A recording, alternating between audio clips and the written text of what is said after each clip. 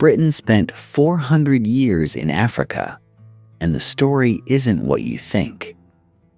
It started with pirates stealing people in the 1550s and ended with independence movements in the 1960s. But here's what most people miss. The entire empire was driven by one thing: economics. Every fort built, every war fought, every policy written came down to profit.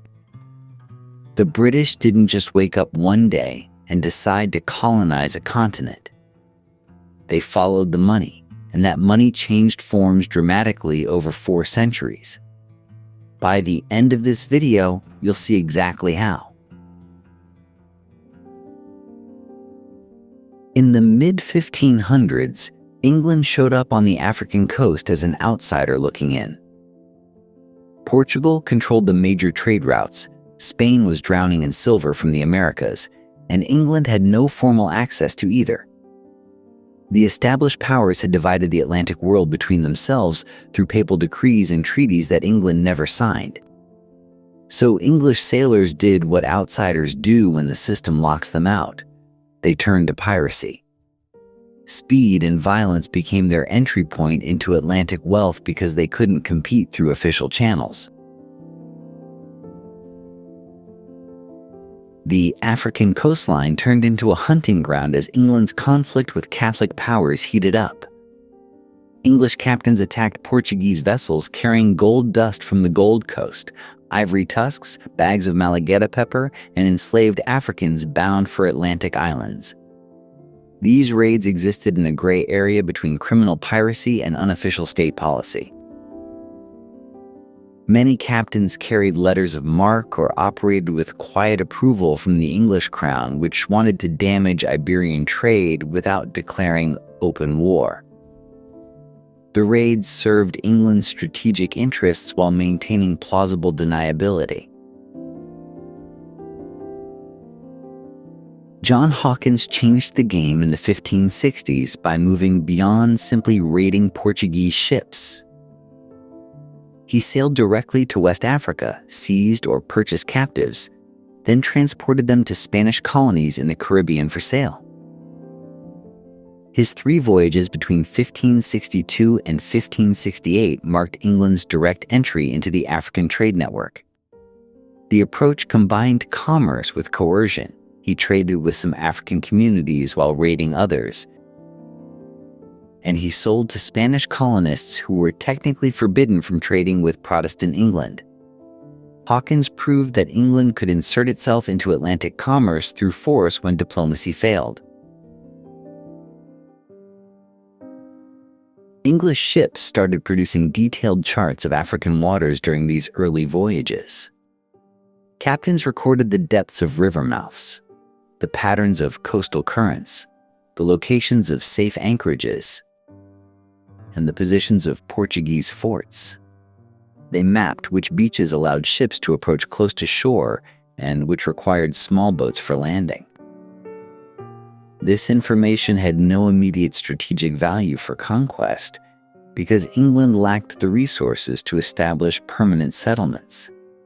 But the charts documented a coastline that English merchants would return to repeatedly, and the data accumulated voyage by voyage. Coastal encounters during this period were unstable and opportunistic. Some African rulers saw English traders as useful counterweights to Portuguese dominance and agreed to trade arrangements. Others viewed the English as raiders no different from the Portuguese and fought them off. The relationship shifted based on local political calculations. An ally one year might become an enemy the next if circumstances changed.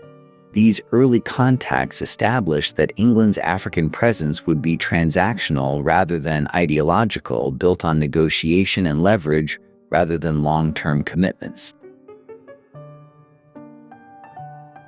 By 1600, England had accumulated something more valuable than territory or immediate wealth.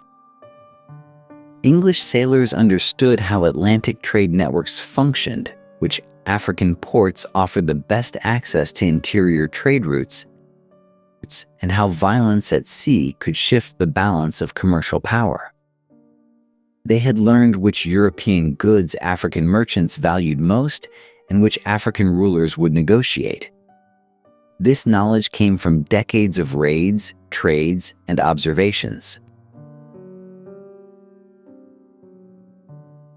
The Crown's decision to grant John Hawkins a coat of arms featuring an enslaved African formalized what had been unofficial policy. England was rewarding him for establishing the country's slave trading operations, turning piracy into recognized commerce.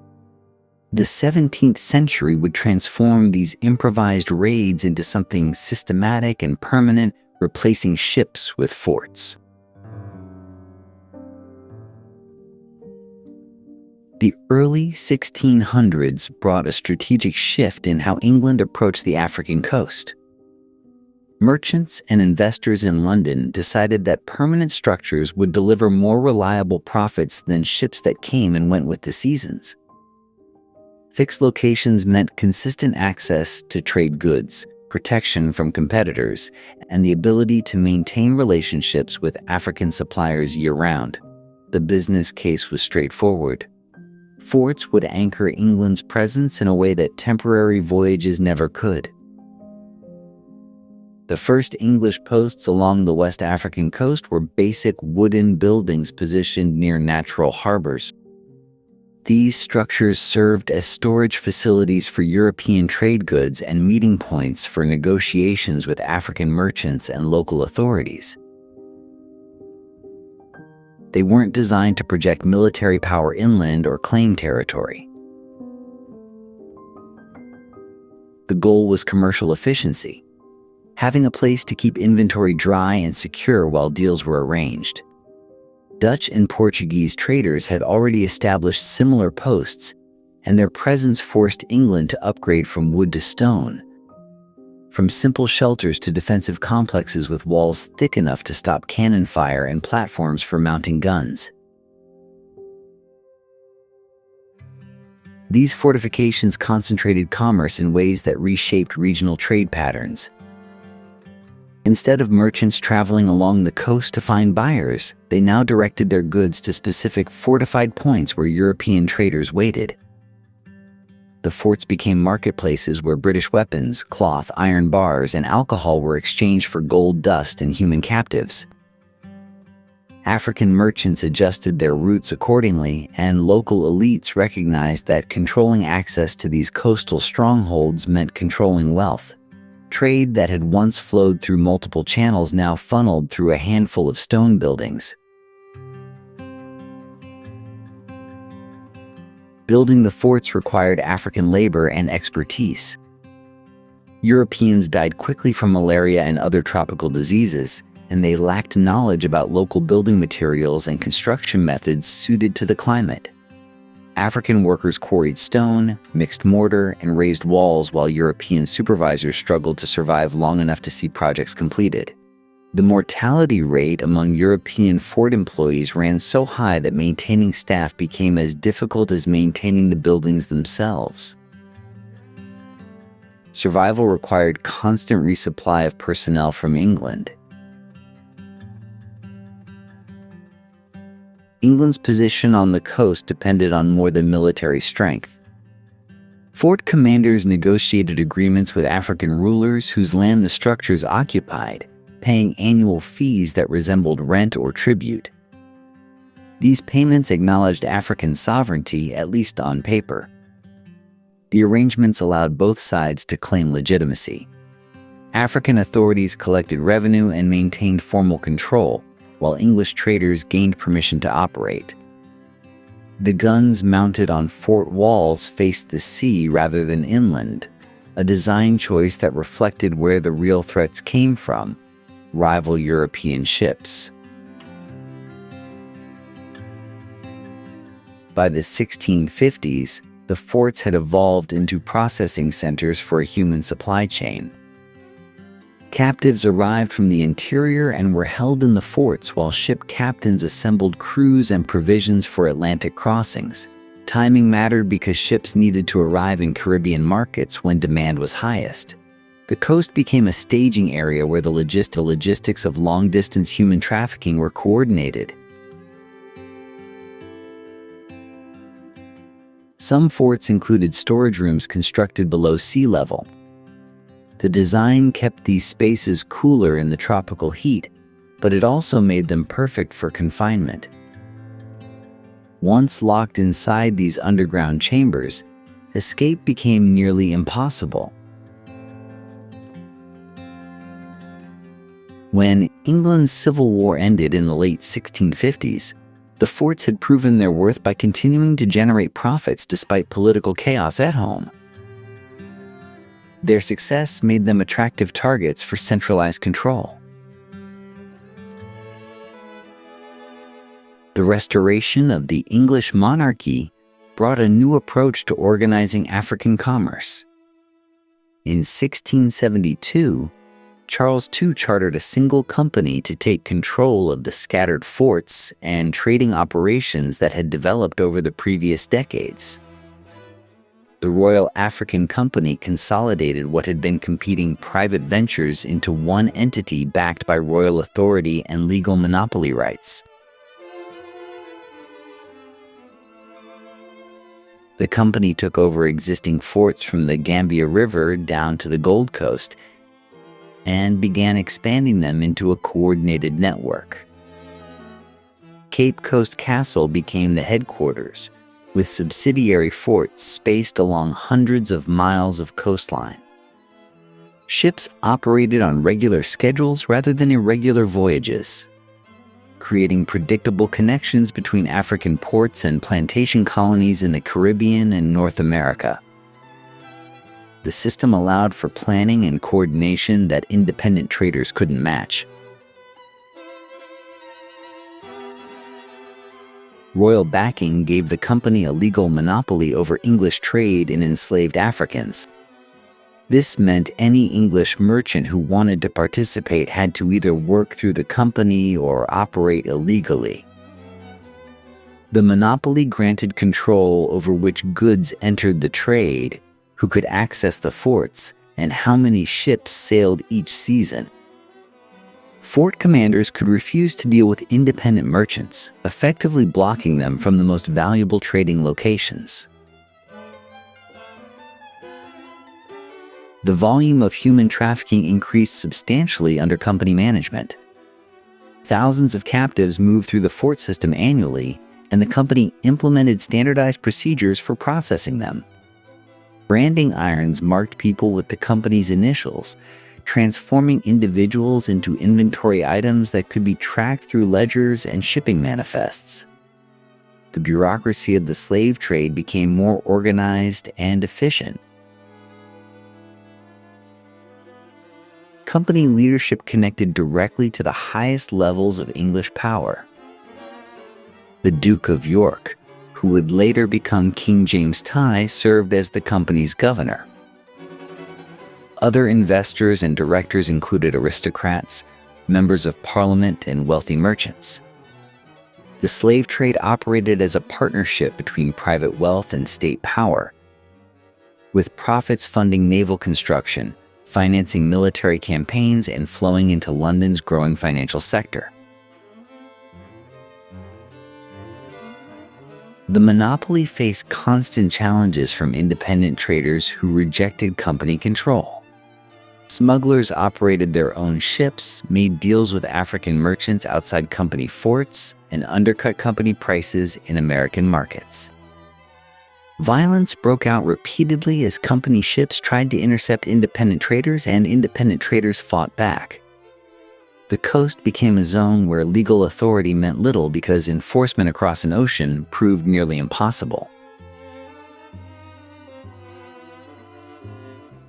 The company minted its own coins for use in African trade, stamped with images of an elephant and a castle.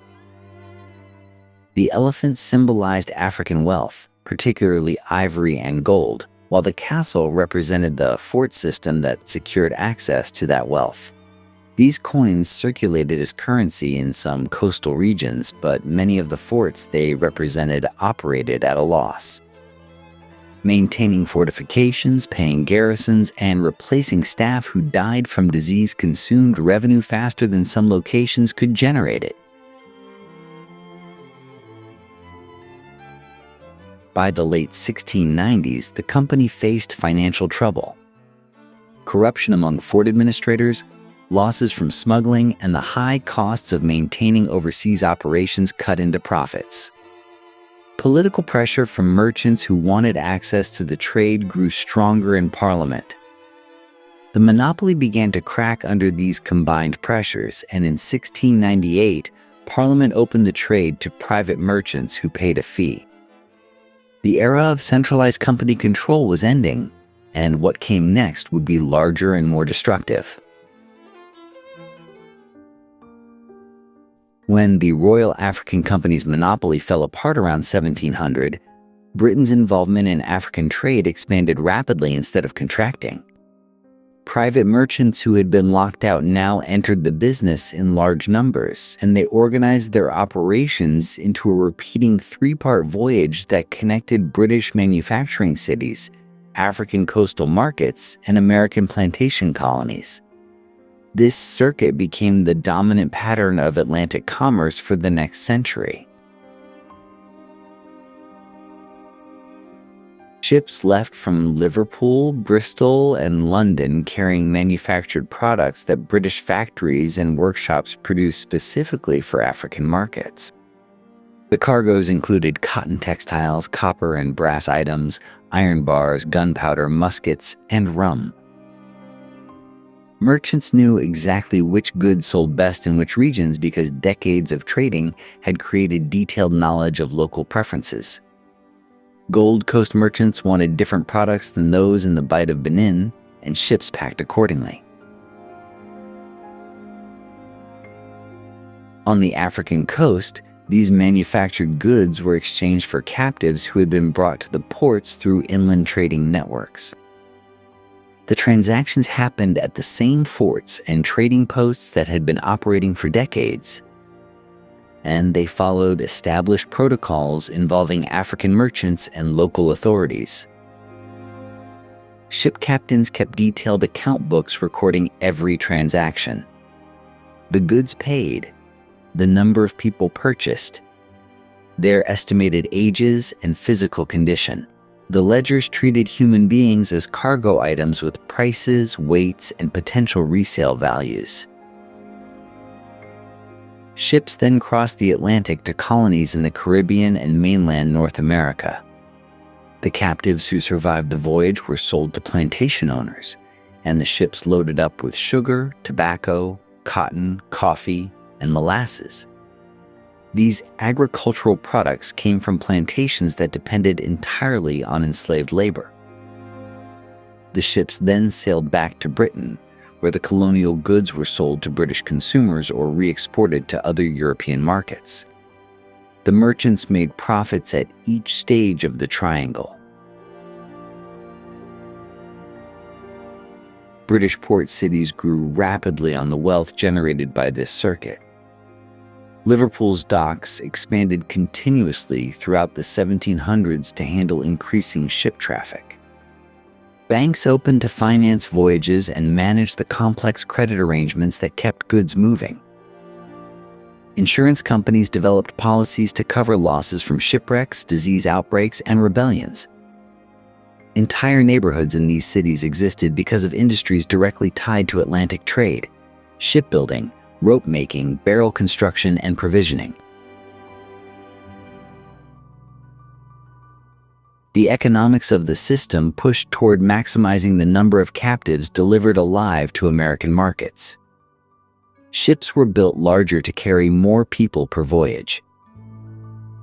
Captains worked on tight schedules to reduce the time spent on the African coast and during the Atlantic crossing. The incentive came from simple arithmetic. More survivors meant higher profits. Mortality reduced returns, so captains aimed to keep death rates within acceptable ranges while packing ships as densely as possible. Liverpool became the center of Britain's slave trade by the 1750s.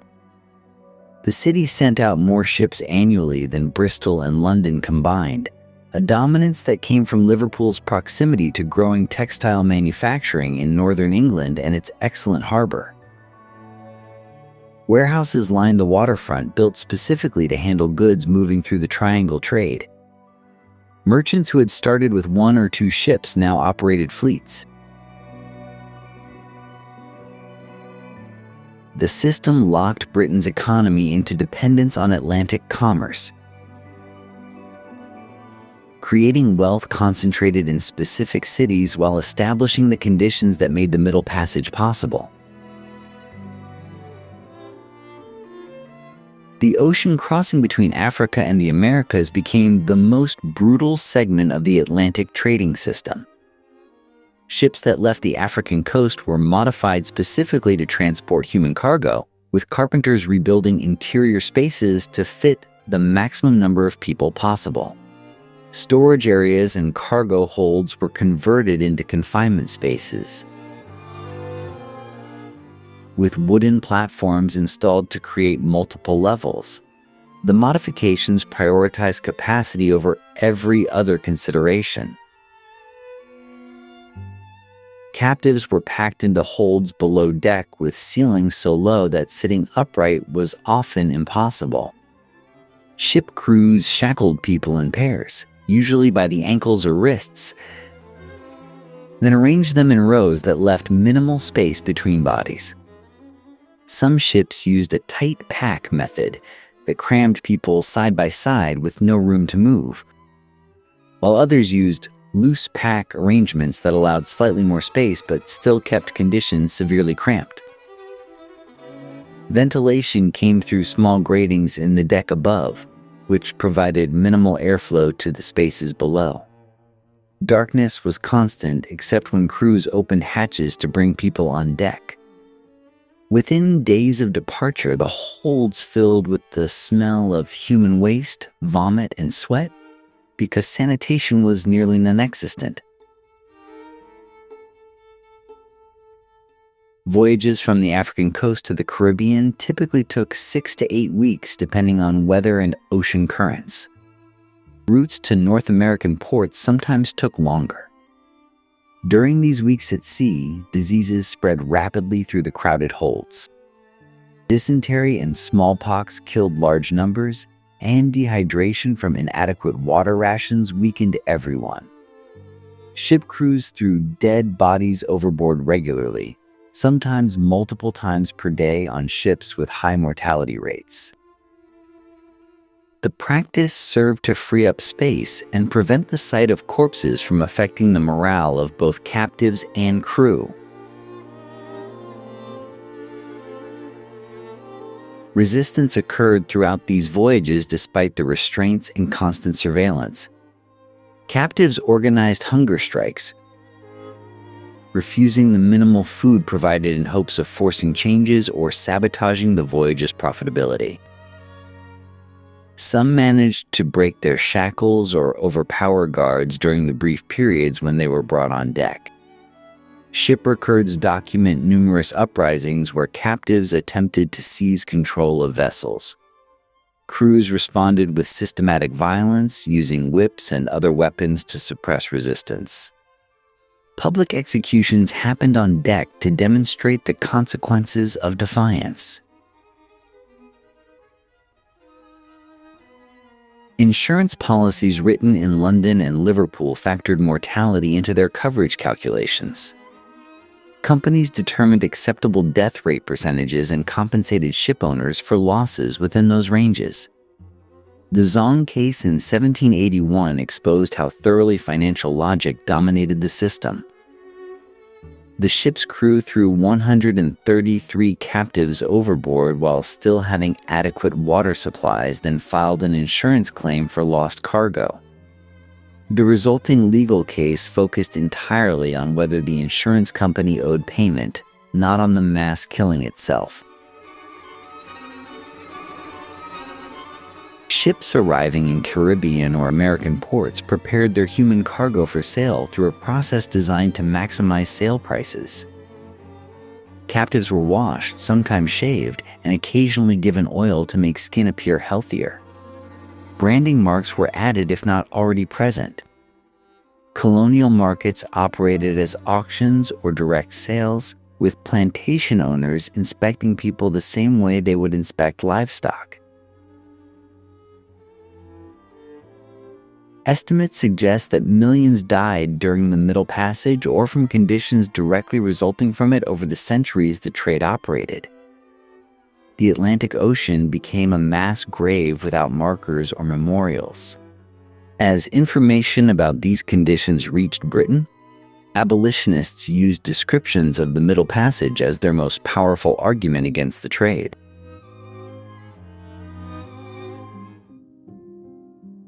African society shaped British trade through active decision-making rather than passive acceptance. Inland kingdoms, coastal leaders, and merchant networks determined how commerce functioned by choosing when to cooperate and when to resist. These decisions reflected their own political goals and economic interests, not simply reactions to European arrival. Some African states saw British firearms, metal goods, and textiles as tools for gaining advantage over regional competitors. The Dahomey Kingdom in West Africa built military strength partly through weapons acquired from European traders, then used that strength to capture people in warfare who were sold into Atlantic markets. The Asante Confederation controlled interior trade routes and dictated terms to British traders on the coast, requiring specific goods and prices. These arrangements served African political structures that existed long before Europeans arrived. Captives entering the trade often came from judicial punishments, debt arrangements, or conflicts between neighboring states. The Atlantic trade intensified these existing systems rather than creating them from nothing. Resistance took direct and organized forms when African communities decided British presence threatened their interests. Villages near trading posts sometimes organized attacks when payment disputes arose or when European traders violated local customs. Communities blocked inland paths that British merchants needed to access suppliers, cutting off trade until terms improved. The Boer War in the 1690s saw local forces besiege British-held forts for months, demonstrating that stone walls and cannons provided limited security when supply lines depended on African cooperation. Fort garrisons starved during these blockades because they couldn't grow their own food or survive without local provisions. Coastal brokers held substantial power as intermediaries between European traders and inland suppliers. These merchants controlled information about interior markets, set exchange rates, and managed the negotiations that determined whether ships left Africa full or empty. British traders who refused broker terms often found themselves unable to purchase anything, sitting in ports while their ships burned through provisions. Some brokers became wealthy and politically powerful by managing these relationships, building their own trading networks that operated independently of both European and traditional African authorities. Individual acts of resistance disrupted operations constantly. Captives escaped from coastal holding areas before ships departed, sometimes with help from people who opposed the trade. Others destroyed goods in storage or spread information about European trading practices to inland communities. These actions forced traders to increase security measures and rely more heavily on African collaborators who could provide local knowledge and enforcement. British influence along the coast expanded and contracted throughout the 1700s based on factors largely outside British control. Wars between African states shifted which groups had captives to sell. Market changes affected which European goods African merchants wanted. Political transitions in African kingdoms altered trade relationships overnight. The British controlled their forts and the water immediately around them, but the land, the trade routes, and access to suppliers remained in African hands. In some regions, merchant networks deliberately moved trade routes further inland to avoid European coastal posts. This forced Europeans to either accept dealing through more intermediaries or attempt dangerous journeys into the interior without local protection. The shift demonstrated that African control over commerce remained strong despite European military technology. By the late 1780s, these patterns had created a system where British profits depended on maintaining unstable relationships with multiple African powers. That instability was about to intersect with a movement in Britain itself that questioned whether the trade should continue at all. By the late 1700s, unease about the slave trade began appearing in Britain among people who had previously accepted it as normal commerce. Quakers organized the first formal opposition groups, joined by evangelical Christians who saw the trade as incompatible with religious principles. Former sailors published accounts of what they had witnessed aboard ships, describing conditions that contradicted the sanitized version most British people imagined. Freed Africans living in Britain added their own testimonies, bringing direct experience into a debate that had mostly been theoretical. What had been private moral concern started becoming public political pressure. The Society for Effecting the Abolition of the Slave Trade formed in 1787 and began organizing campaigns across Britain. Members printed pamphlets describing shipboard conditions in detail and distributed them widely. They collected signatures on petitions that were sent to Parliament, eventually gathering hundreds of thousands of names. Public meetings drew crowds in cities where the trade had previously been celebrated as a source of prosperity. The diagram of the slave ship Brooks became one of the most reproduced images of the era, showing the precise arrangement of 482 people packed into the vessel's hold. The image circulated through churches, town halls, and private homes. Parliament debated abolition repeatedly through the 1790s and early 1800s. Abolitionists argued that Britain's economy had diversified enough that the trade was no longer necessary, and that continuing it damaged Britain's moral standing. Opponents warned that ending the trade would bankrupt Caribbean colonies, destroy British shipping, and hand commercial advantage to France and Spain. William Wilberforce led the parliamentary campaign, introducing abolition bills year after year despite consistent defeats. The debates revealed how deeply slave trade profits had penetrated British economic and political structures. Olaudah Equiano, who had been enslaved and later purchased his freedom, published his autobiography in 1789 and spoke at public meetings throughout Britain. His detailed account of being kidnapped as a child in Africa and surviving the Middle Passage put a human face on abstract parliamentary debates. Other formerly enslaved people added their voices, describing experiences that British audiences had never heard directly. Their testimony made it harder to maintain comfortable assumptions about the trade being somehow acceptable or humane. Britain's wars with France after 1793 added strategic calculations to moral arguments. Abolitionists framed ending the slave trade as a way to demonstrate British superiority over revolutionary and later Napoleonic France. They argued that Britain could lead Europe morally while defeating France militarily. The war context made abolition seem patriotic rather than economically reckless, helping shift political opinion among members of Parliament who cared more about national power than humanitarian concerns. Parliament passed the Slave Trade Act in March 1807. making it illegal for British ships to transport enslaved Africans and for British colonies to import them. The vote ended over 2 centuries of legal participation in a system that had moved hundreds of thousands of people across the Atlantic. Celebrations happened in London and other cities where abolitionists had campaigned for decades. The law changed legal status but left the physical infrastructure intact. British forts still stood on the African coast. British merchants still operated in ports where the trade continued under other flags. African economies that had developed around supplying captives didn't transform overnight.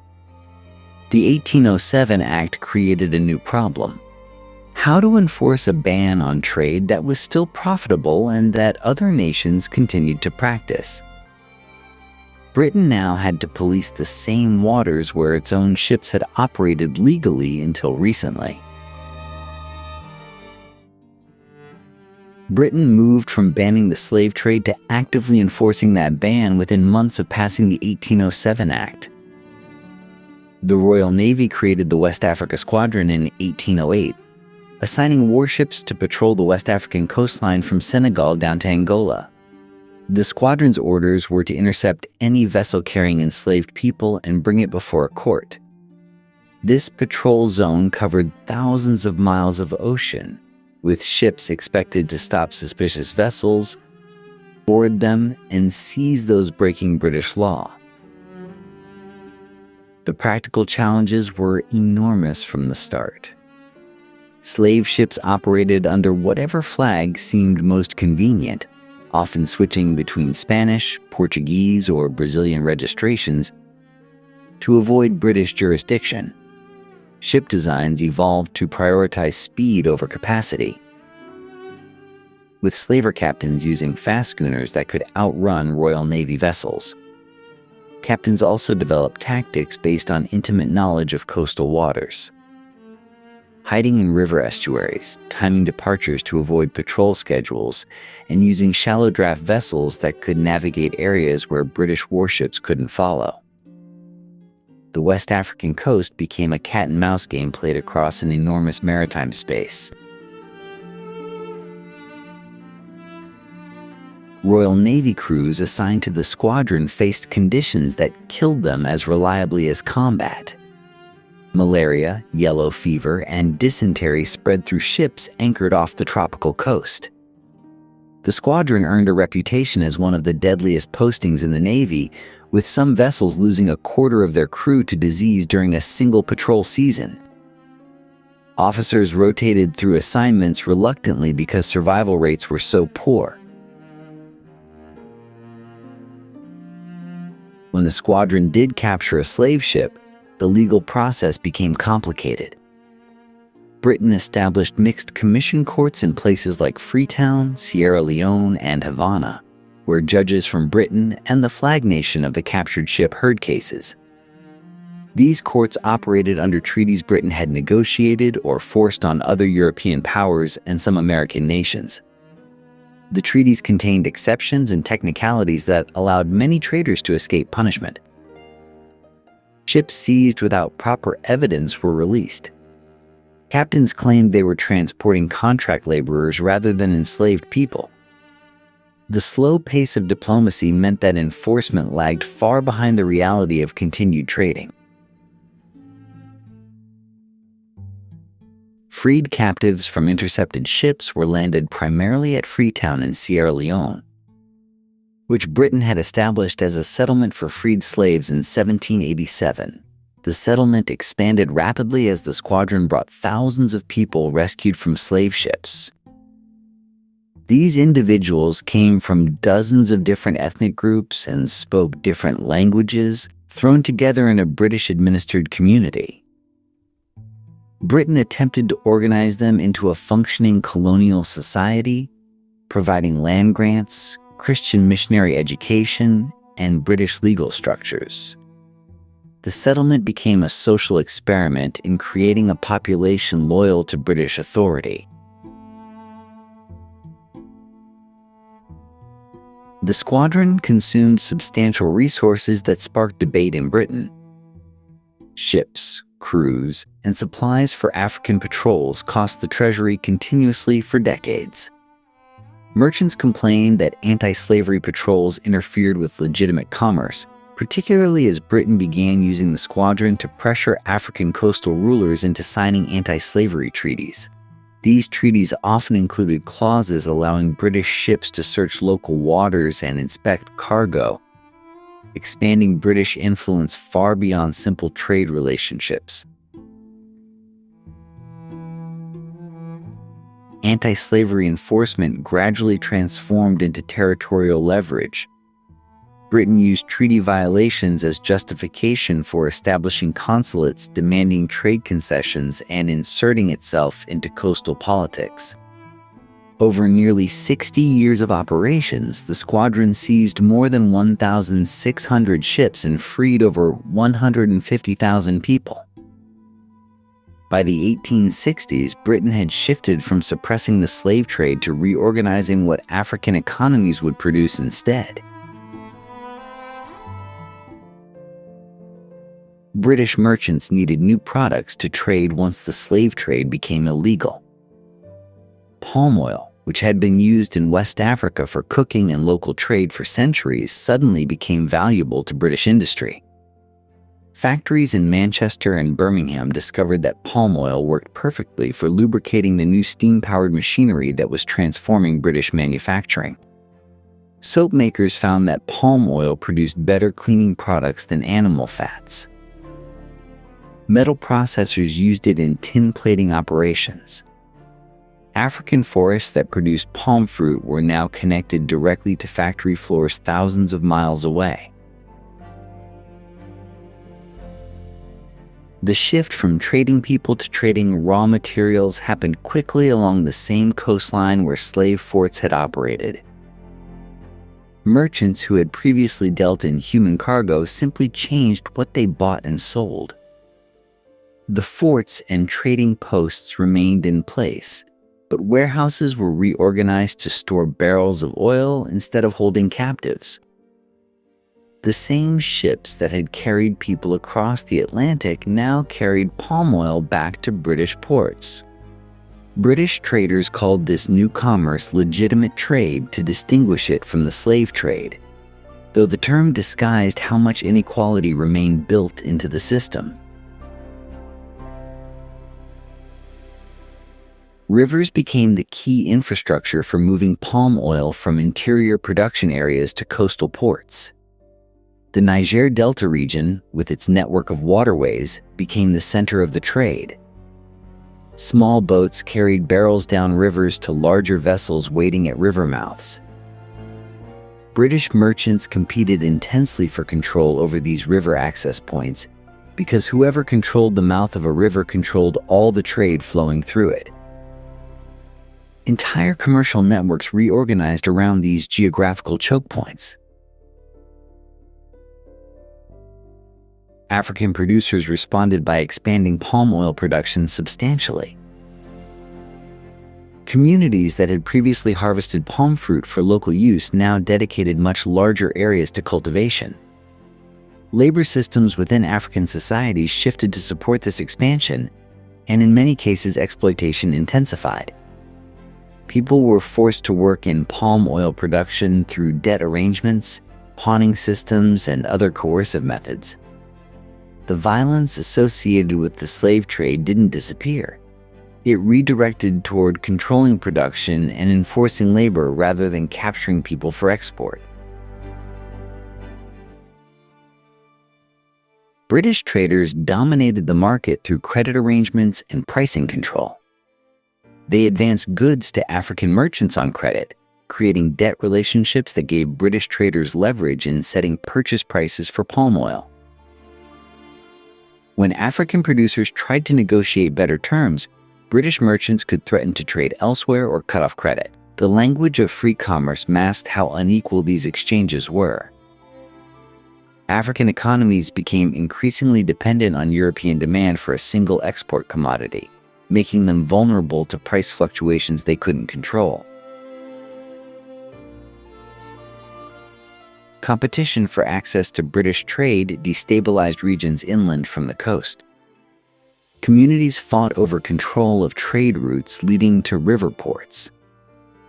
Leaders who secured favorable relationships with British merchants gained power over rivals who were excluded. These conflicts spread into areas that had previously been less affected by Atlantic commerce, as the economic pressure of palm oil trade reached further inland than the slave trade had. Palm oil exports from West Africa grew dramatically between 1810 and 1870.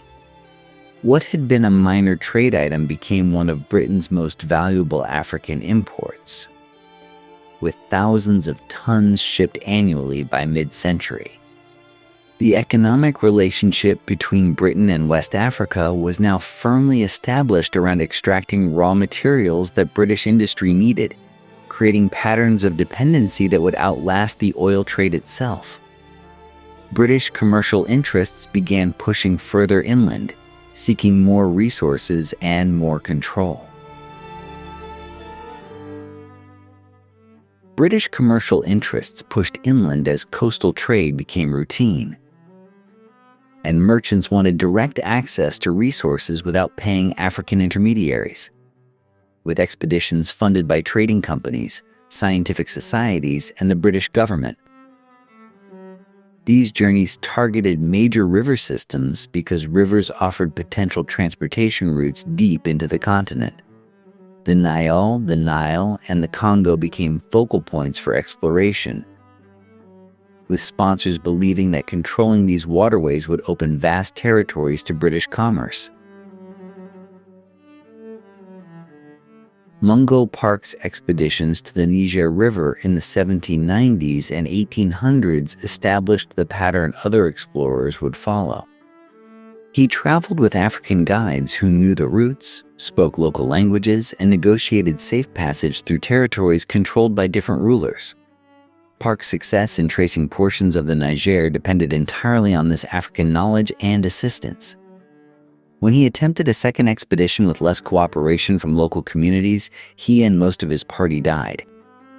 The failures demonstrated that European explorers couldn't survive without African support, yet published accounts back in Britain emphasized European courage while minimizing African contributions.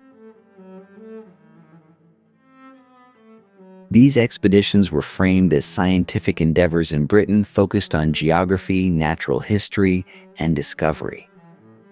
The Royal Geographical Society sponsored many journeys and published findings in prestigious journals.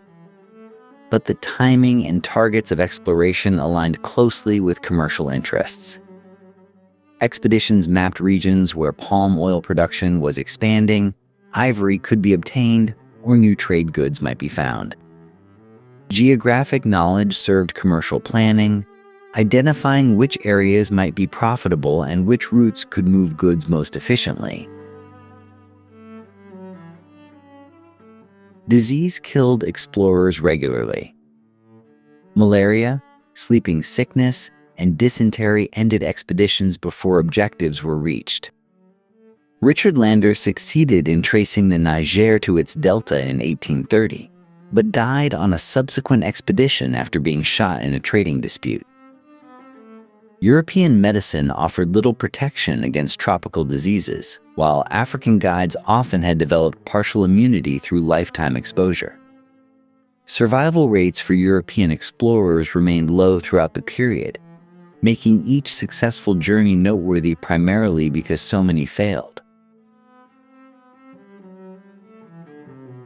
Published expedition narratives became popular reading in Britain.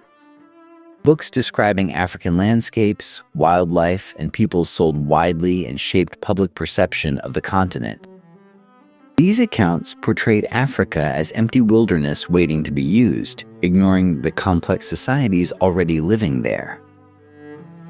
Authors described African political systems as primitive and African agriculture as inefficient, building arguments that European intervention would bring progress.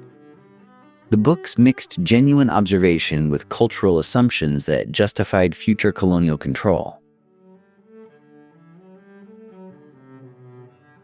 Routes that explorers mapped in the 1850s and 1860s became pathways for traders within a decade. Missionary organizations used expedition maps to plan where to establish stations. Military planners studied them when preparing campaigns. Information gathered during scientific exploration was repurposed for economic and political expansion. David Livingstone's journeys through Central and Southern Africa in the 1850s were funded partly by missionary societies and partly by geographical organizations, but his maps were analyzed immediately by merchants and government officials. Expeditions carried trade goods as currency because European money held no value in African markets. One journey brought thousands of glass beads, copper wire, cloth, and metal bars to pay for food, labor, and safe passage. This revealed that exploration depended on participating in existing African economic systems rather than imposing European ones.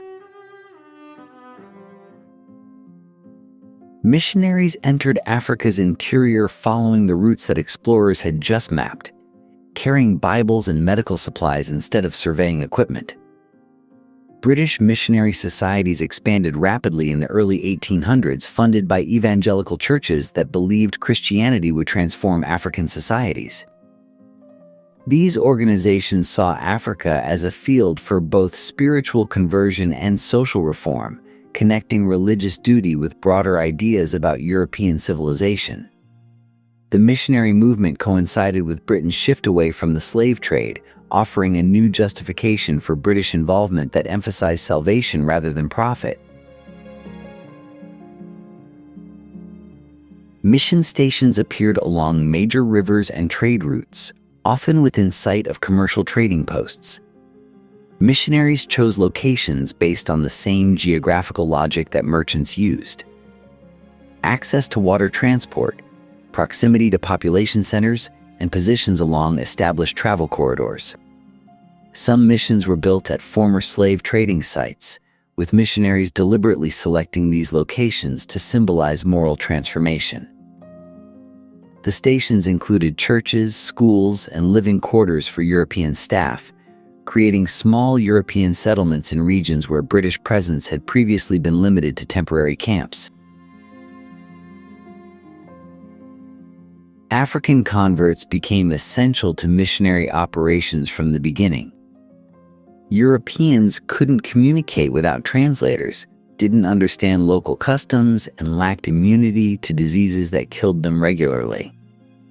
Africans who converted to Christianity took on roles as interpreters, teachers in mission schools, and intermediaries with local leaders.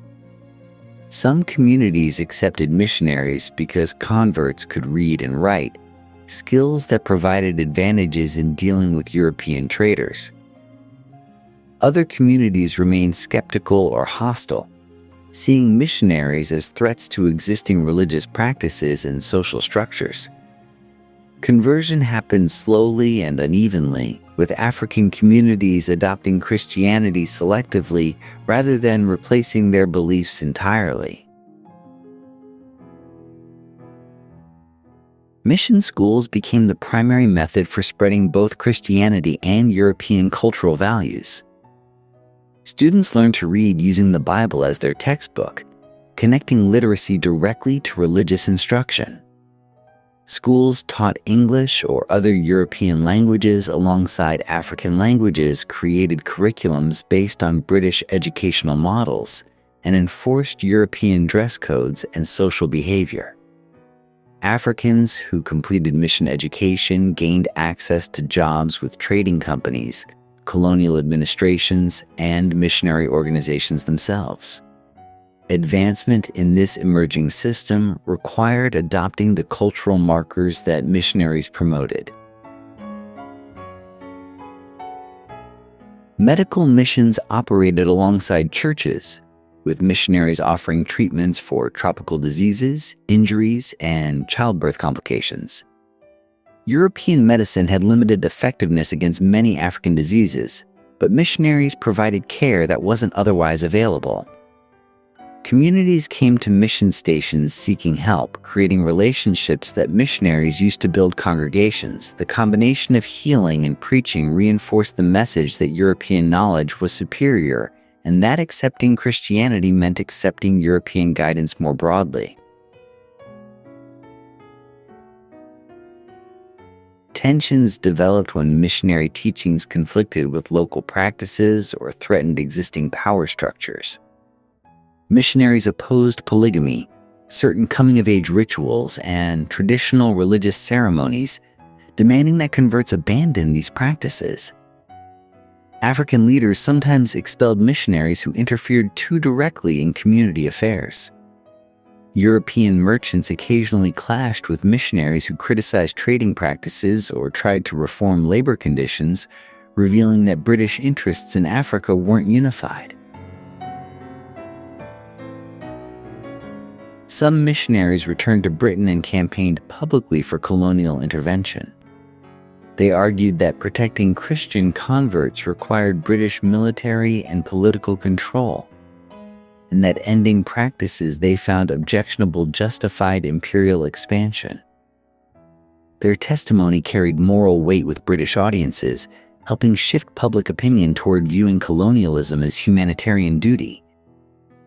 By the 1880s, mission networks stretched across regions that would soon become British colonies, with stations serving as ready-made administrative centers when formal control was imposed.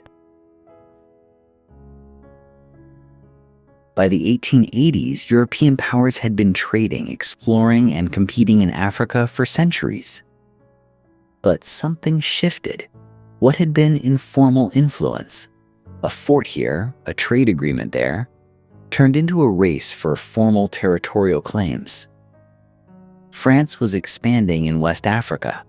Germany suddenly wanted colonies. Portugal was pushing inland from its coastal holdings.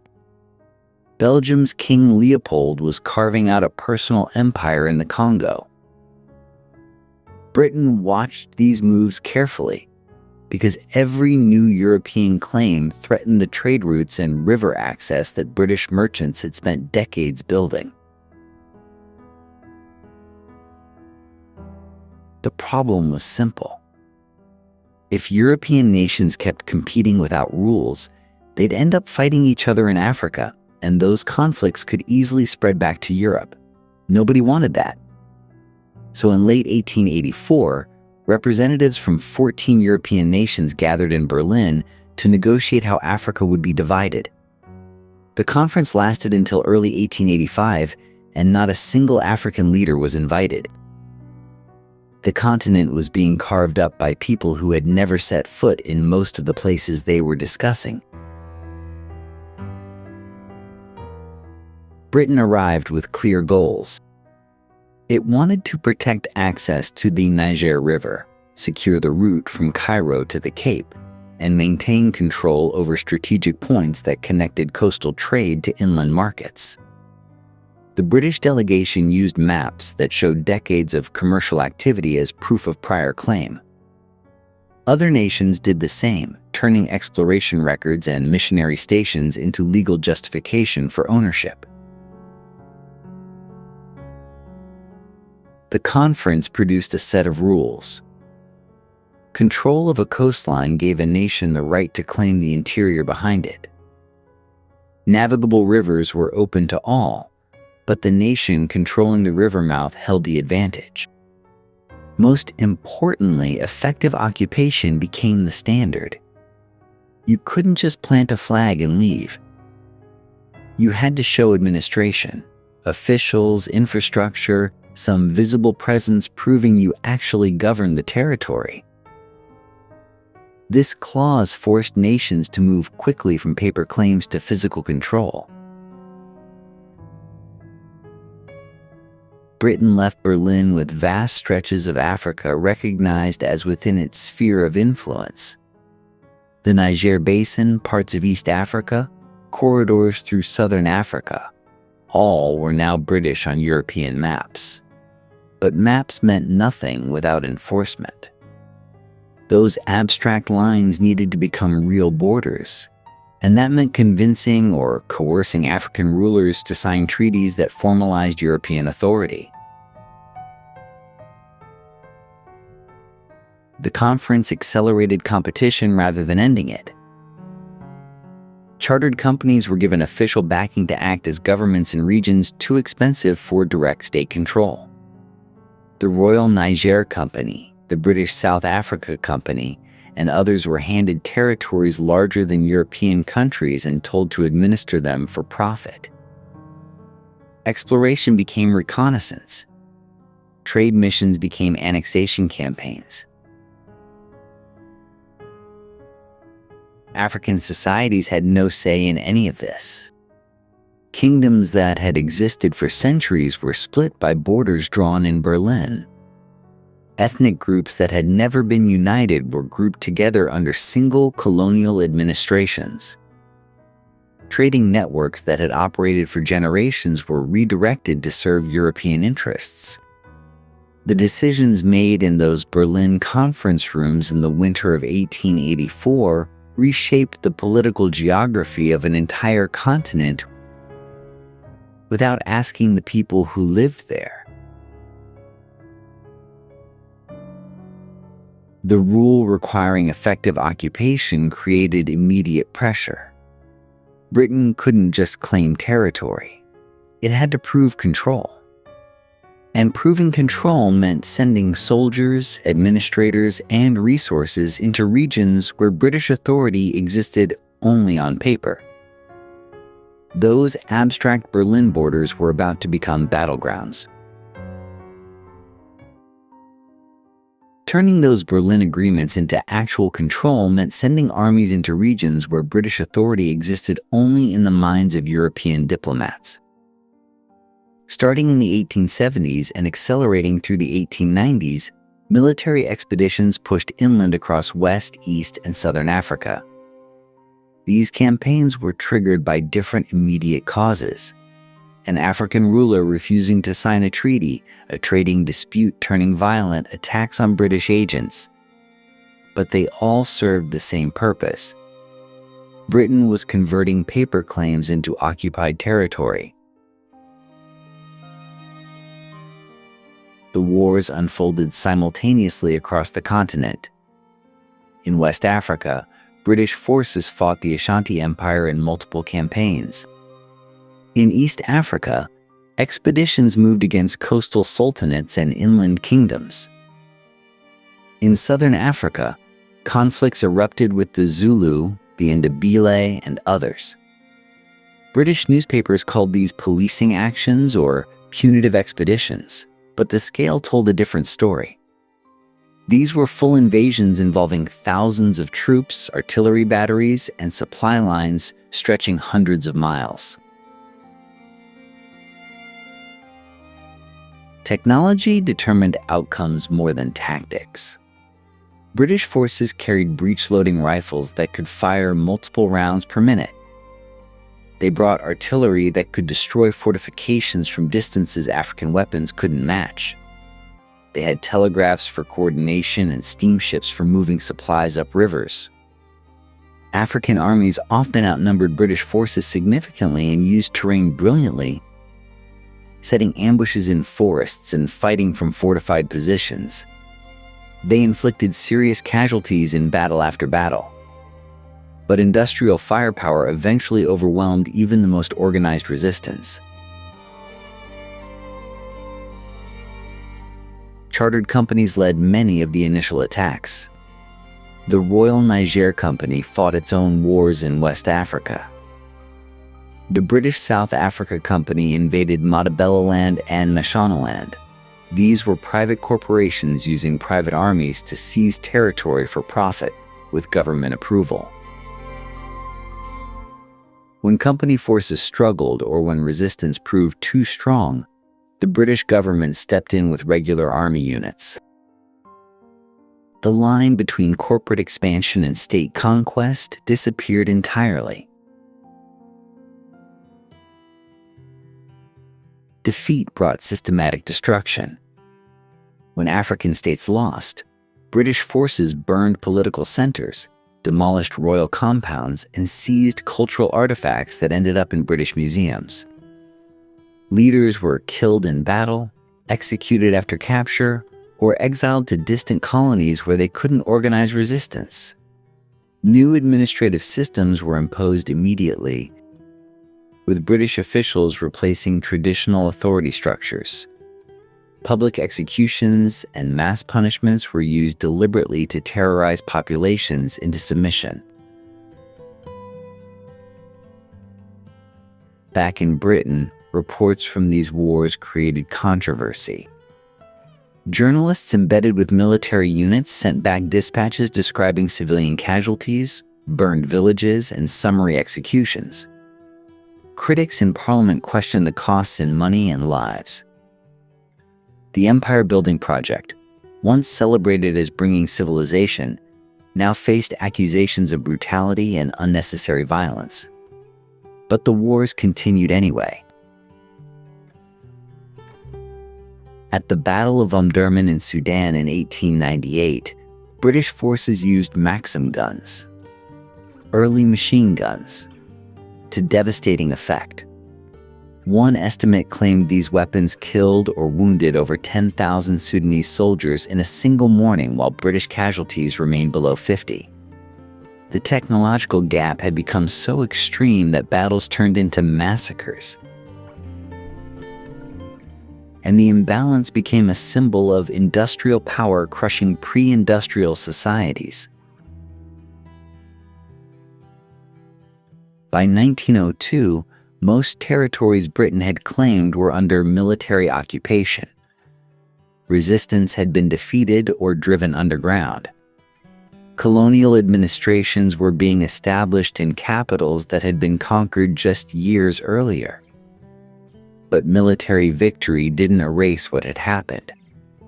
The violence of conquest created lasting grievances that would fuel resistance movements for decades. The wars also revealed something about how Britain's African empire actually began. Not in the scramble of the 1880s, but much earlier. While conquest played out across the continent, individual figures gained power that rivaled entire governments. In southern Africa, Cecil Rhodes became the most influential of these empire builders, combining diamond profits with political ambition and a personal vision of British expansion. He arrived in South Africa in 1870 for health reasons, made a fortune in the Kimberley diamond fields, and by the 1880s controlled most of the region's diamond production through his company, De Beers. That wealth became his tool for territorial acquisition. Rhodes used his mining profits to finance expeditions northward into territories beyond the colonial frontiers. He sent agents to negotiate with African rulers, offering protection from rival kingdoms and European powers in exchange for mineral rights and land concessions. These treaties were often signed under pressure, with African leaders given incomplete information about what they were agreeing to. Rhodes then presented these documents to the British government as proof of legitimate sovereignty, and London accepted them. What began as commercial agreements on paper transformed into territorial claims backed by company police forces and, when necessary, military units.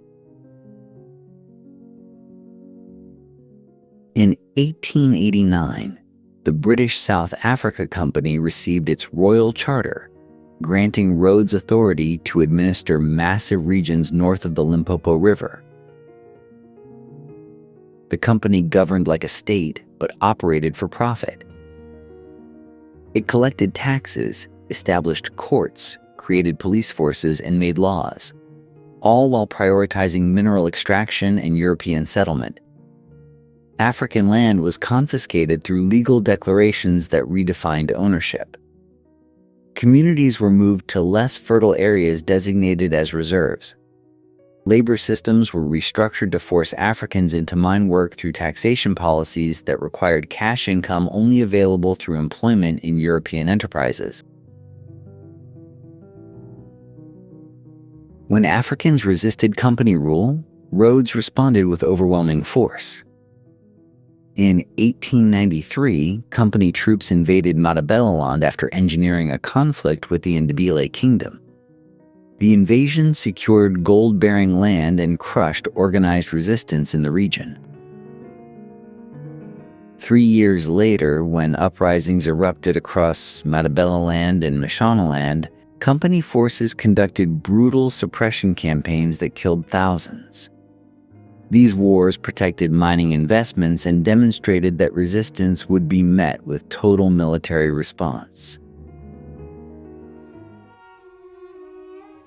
Rhodes promoted a grand vision that extended far beyond corporate profit. He wanted continuous British territory from Cape Town in the south to Cairo in the north, creating an unbroken corridor of imperial control through the entire length of Africa. Railways and telegraph lines were central to this plan, designed to link British possessions and move troops and resources rapidly across vast distances. Infrastructure served strategic purposes first, economic development second.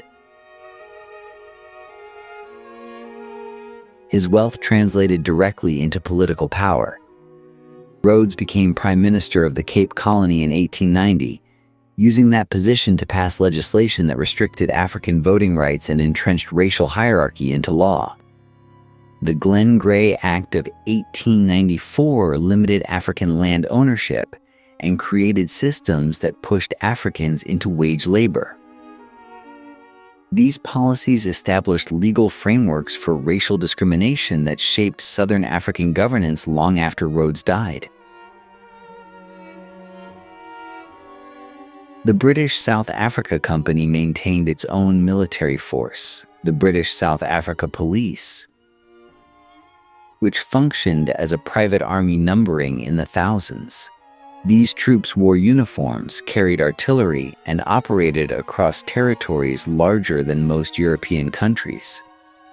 A corporation was functioning as a government with its own armed forces, accountable primarily to shareholders rather than any democratic process. Rhodes' territorial ambitions collided directly with the two Boer republics, the Transvaal and the Orange Free State, which sat on some of the richest gold deposits in the world. These republics were governed by descendants of Dutch settlers who had moved inland decades earlier to escape British rule at the Cape. By the late 1890s, British mining interests wanted access to Transvaal gold fields, but Boer governments controlled taxation, mining regulations, and political rights. Negotiations between Britain and the Transvaal president, Paul Kruger, broke down repeatedly over these issues. Britain demanded voting rights for British miners living in the Transvaal and lower taxes on gold extraction. Kruger refused, seeing these demands as attempts to undermine Boer sovereignty. In October 1899, diplomacy collapsed entirely and war began. British military planners expected a quick victory. The Boer republics had small populations and no formal standing armies. But early battles went badly for Britain. Boer forces, made up of civilian volunteers who were expert marksmen and knew the terrain intimately, used hit-and-run tactics that devastated conventional British formations. They moved quickly on horseback, struck supply lines, and besieged British garrisons at Ladysmith, Kimberley, and Mafeking. During what became known as Black Week in December 1899, British forces lost 3 major battles in 7 days, suffering thousands of casualties. The war that was supposed to end in weeks stretched into months with no clear path to victory. Britain responded by sending massive reinforcements from across the empire. Troop numbers eventually reached nearly 500,000 men, including units from Canada, Australia, and New Zealand. But more soldiers weren't enough to catch mobile Boer commandos who refused to fight set-piece battles. So British commanders changed strategy. They adopted scorched-earth tactics designed to eliminate the support base that kept warfighters supplied and mobile. Farms across the Transvaal and Orange Free State were systematically burned. Crops were destroyed. Livestock were shot or confiscated. Wells were poisoned. The goal was to make continued resistance impossible by removing everything Boer commandos depended on. Boer civilians displaced by these operations were rounded up and detained in concentration camps. These camps were supposed to provide shelter and food, but they were catastrophically mismanaged. Overcrowding, poor sanitation, inadequate medical care, and food shortages created conditions where disease spread rapidly. Measles, typhoid, and dysentery killed thousands. Children were especially vulnerable. The death rate in some camps reached 20% or higher. Reports from British social reformer Emily Hobhouse, who visited the camps in 1901, exposed conditions to the British public and triggered outrage. International observers condemned the policy. The camps became a moral disaster that tainted Britain's claim to be fighting a civilized war. African populations, who made up the majority in the region, were drawn into the conflict on both sides but received almost no recognition for their involvement. Thousands worked as scouts, wagon drivers, and laborers for British forces. Others were armed and fought in combat roles. Boer forces also used African labor, sometimes coercively. The war disrupted African communities, destroyed property, and caused deaths that were never systematically recorded. When peace negotiations began, African political interests were deliberately excluded from consideration. The war finally ended in May 1902 with the Treaty of Vereeniging. Britain gained control of the Boer republics, but the cost had been enormous. Over 20,000 British soldiers dead, most from disease rather than combat, and more than 25,000 Boer civilians dead in the camps. The concentration camp deaths, particularly of women and children, became one of the most controversial episodes in British imperial history, raising questions about methods and morality that wouldn't disappear. Britain had won Southern Africa, but the victory came with a price that extended far beyond military casualties. With military conquest complete, Britain shifted from warfare to administration. The challenge was controlling millions of Africans across vast territories while spending as little as possible.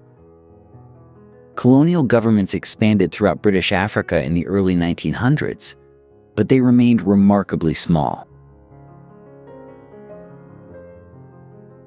A few hundred European officials might govern an entire colony containing millions of people. Direct administration on that scale was impossible, so Britain developed systems that maximized control while minimizing costs. Indirect rule became the preferred method in much of British Africa. Instead of replacing African political structures entirely, colonial administrators worked through local chiefs and traditional leaders. But these weren't the same leadership systems that had existed before conquest. British officials selected chiefs who would cooperate, sometimes choosing individuals from families that had never held authority. They gave these chiefs new powers over taxation and law enforcement, turning them into extensions of colonial bureaucracy. Traditional leadership was frozen, simplified, and redirected to serve British interests rather than community needs. Taxation drove the entire system. Colonial governments imposed hut taxes and poll taxes that had to be paid in British currency. Since most Africans didn't use cash in their daily lives, these taxes forced people into the colonial economy. Men left their farms to work in mines, on plantations, or on infrastructure projects where they could earn the money needed to pay what they owed. Women and children often stayed behind to maintain food production, but with fewer laborers, agricultural output for local consumption declined. The tax system engineered a massive transfer of labor from African communities into European economic enterprises. Infrastructure projects expanded across British Africa, but the development wasn't designed for African benefit. Railways connected mining regions to ports. Roads linked cash crop areas to export facilities. Harbors were upgraded to handle larger cargo ships. These projects moved copper from northern Rhodesia, cocoa from the Gold Coast, coffee from Kenya, and cotton from Uganda to waiting vessels that carried everything to Britain. Towns grew along these transportation routes, but vast rural areas where most Africans lived saw almost no infrastructure investment. Economic development followed the geography of extraction. Education and legal systems reinforced racial hierarchy at every level. Colonial schools taught in English and emphasized British history and values. Access was limited, creating a small educated African elite who could work as clerks, teachers, and low-level administrators. These positions offered better pay than manual labor but kept Africans in subordinate roles. Legal systems operated on two tracks. One for Europeans with familiar British procedures, another for Africans based on manipulated versions of customary law. Europeans received lighter sentences for crimes against Africans than Africans received for crimes against Europeans. Racial segregation wasn't just social practice, it was written into colonial law. Resistance never stopped. Workers organized strikes in mines and on docks. Communities filed petitions challenging land seizures and tax policies. Localized revolts erupted when particular policies became unbearable. Colonial authorities responded with surveillance networks, press censorship, and bans on political organizing. Police forces and military units suppressed protests with arrests, beatings, and occasional shootings. Stability wasn't achieved through legitimacy. It was maintained through constant low-level coercion backed by the threat of overwhelming force. Nigeria provides a clear example of the administrative imbalance. By the 1930s, fewer than 1,500 British officials governed over 20 million Africans. The system worked only because those officials controlled courts, police, taxes, and appointed chiefs who did most of the daily governing. When World War I began in August 1914, the conflict immediately spread to Africa. Britain's colonies became supply bases, recruitment grounds, and battlefields within weeks. Colonial governments reorganized economies to support the war effort thousands of miles away. Food production shifted from local consumption to military provisioning. Labor was redirected from farms and mines to war-related projects. Taxes increased to fund operations. Africans had no say in entering this European war, but they bore its costs from the first month. Recruitment began almost immediately. Colonial administrators needed soldiers to fight German forces in East and West Africa, and they needed carriers to move supplies through regions without roads or railways. Hundreds of thousands of men were recruited, sometimes voluntarily, but often through coercion applied by chiefs under colonial pressure. The campaigns in East Africa became particularly brutal, as British and German forces fought across difficult terrain where tropical diseases killed more men than bullets. Carriers hauled equipment, ammunition, and food through swamps and forests, suffering casualties at rates that rivaled frontline troops. African soldiers also served in France, where they experienced industrial warfare unlike anything they had known. They encountered snow, artillery barrages, and gas attacks. They lived in trenches and participated in offensives that gained yards at the cost of thousands of lives. Military service exposed these men to new technologies, different social structures, and ideas about rights and citizenship that contradicted what they experienced under colonial rule. When the Second World War began in 1939, mobilization expanded dramatically. African troops fought across multiple continents: in Ethiopia against Italian forces, in North Africa against the Germans, in Burma against the Japanese. They served in the Middle East and Europe. Unlike the First War, which stayed mostly in Africa for colonial troops, this conflict pulled Africans into global campaigns far from home. The King's African Rifles, the Royal West African Frontier Force, and other units became critical to British military operations in regions where European troops struggled with climate and disease. At home, wartime demands intensified resource extraction. Mines increased output. Plantations expanded production of rubber, palm oil, and other materials needed for the war economy. Labor requirements grew, and colonial governments used compulsion when voluntary recruitment fell short. Food shortages developed in some regions as agriculture served military needs before civilian ones. Colonial propaganda presented African participation as loyalty and duty to the empire. Posters, radio broadcasts, and local officials emphasized shared sacrifice. But the reality of military service exposed contradictions that propaganda couldn't hide. African soldiers received lower pay than white soldiers doing identical work.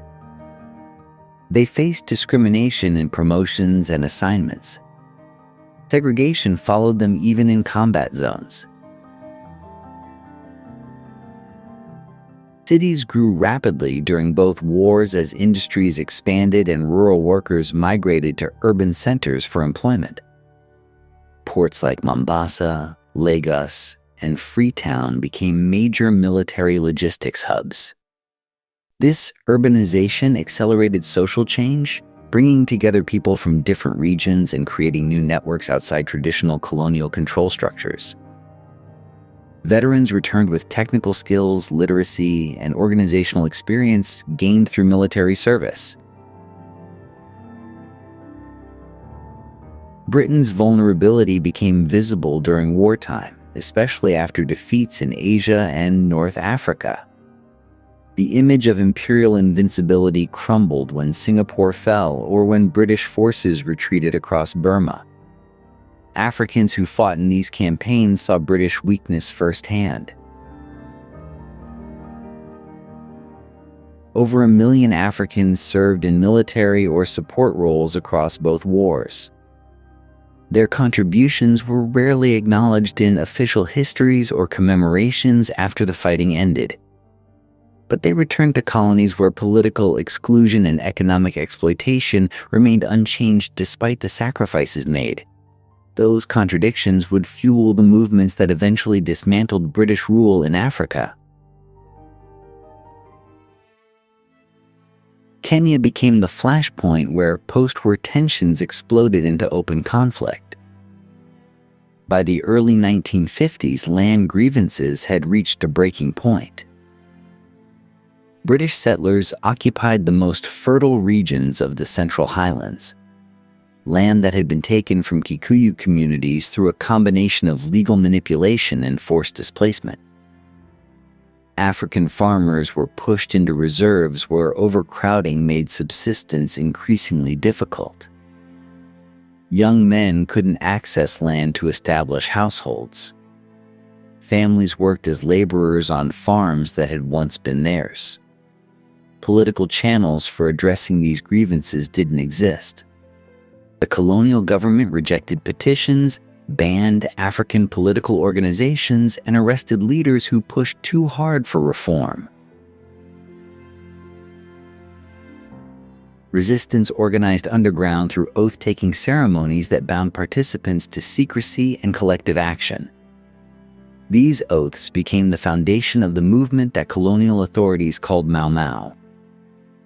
The name itself was likely a colonial invention, but the grievances driving participation were real and widespread.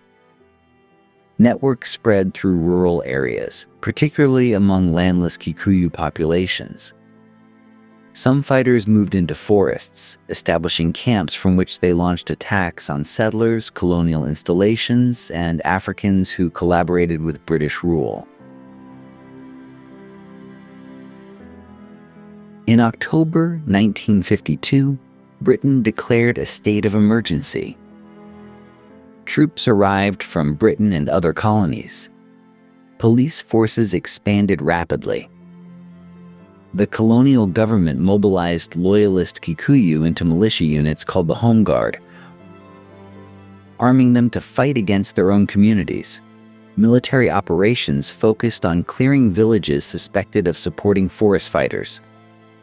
Entire populations were relocated into fortified villages surrounded by trenches and barbed wire. Movement was restricted. Food supplies were controlled.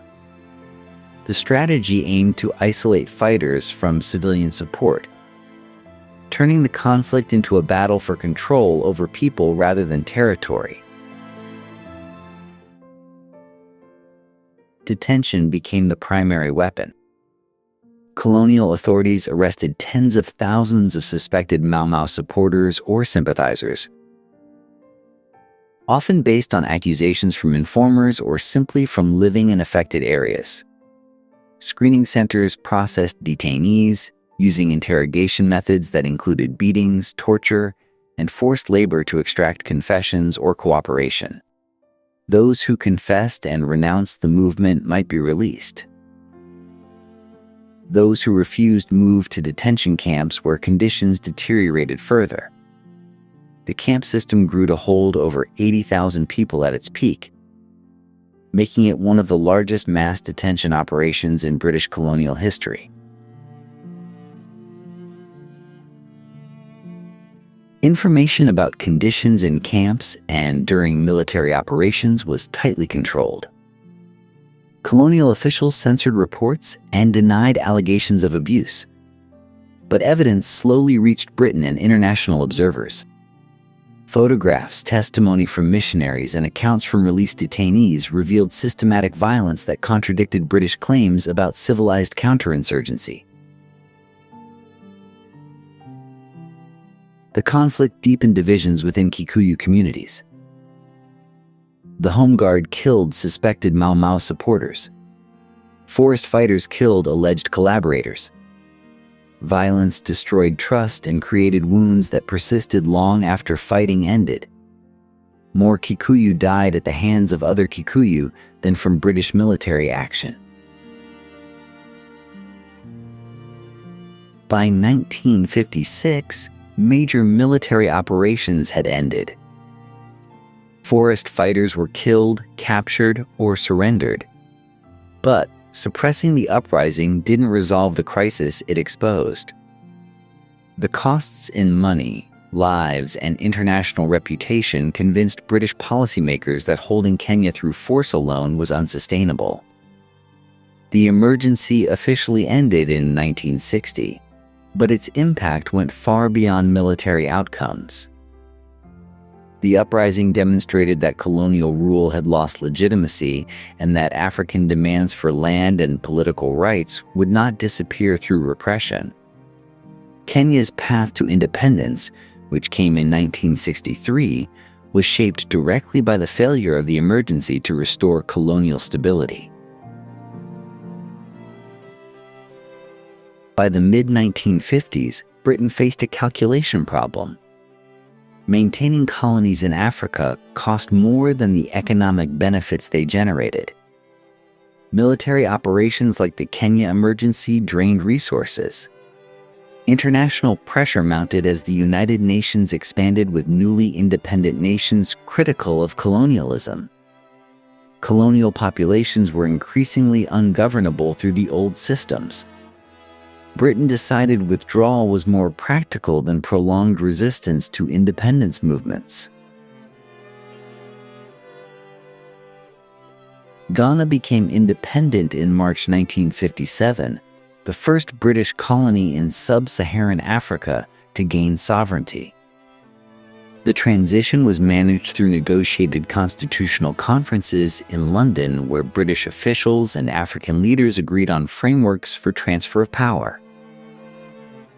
Kwame Nkrumah, who had organized mass protests and spent time in colonial prisons, became prime minister and then president.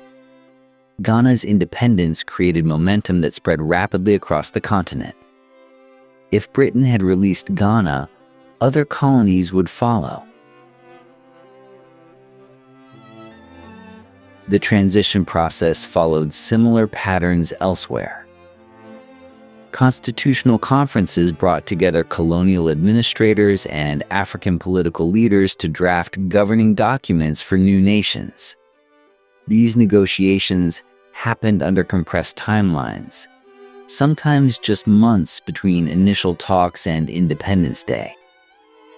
Britain wanted orderly handovers that protected commercial interests and maintained friendly relations.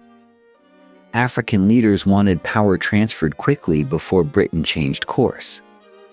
Unresolved issues about land rights, ethnic representation, and resource distribution were often pushed aside to meet deadlines. African political parties that led independence movements had grown from organizations Britain had recently tried to suppress. Trade unions that organized strikes became political movements. Veterans who had fought in World War II returned with expectations of citizenship rights. Educated Africans who had worked in colonial administration formed opposition parties. These groups mobilized mass participation through rallies, newspapers, and grassroots organizing that overwhelmed colonial control mechanisms designed for small-scale resistance. Nigeria gained independence in 1960. Sierra Leone and Tanganyika followed in 1961. Uganda became independent in 1962, then Kenya in 1963. Zambia and Malawi gained sovereignty in 1964.